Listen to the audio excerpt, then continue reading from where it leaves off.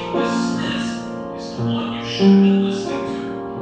The second pattern is just as provocateur. Tito's folk tales are full of corrupt officials, greedy landlords, and cruel magistrates who oppress peasants. And in story after story, Tito arrives, drunk, seemingly harmless, and dismantles them. Sometimes with a trick, sometimes with a miracle, sometimes just by embarrassing them in public until they confess. A corrupt magistrate steals a widow's land. Tito gets him to sign a confession while drunk. A rich miser proves grain during a famine. Tito waves his pen, and the grain spontaneously vanishes from the miser's storehouse and appears in the street for the hungry. The murderer escapes justice. Tito shows up, points at him, and the man confesses without being asked. The pattern is this: Tito is the defender of people the system has abandoned. He is the Robin Hood of Chinese Buddhism, but he doesn't carry a club, he carries a mind war.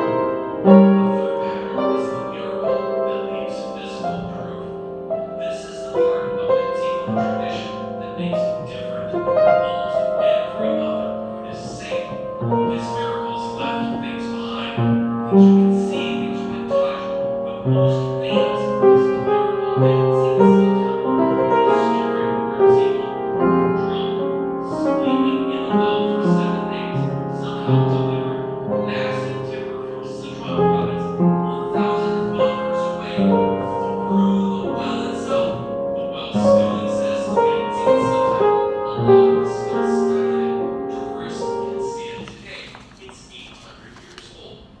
There's another one, a story told in a village in the hills outside Hangzhou, a village where the folk tradition says Tito did something that looked like a crime and turned out to be the purest act of mercy in the entire Tito canon.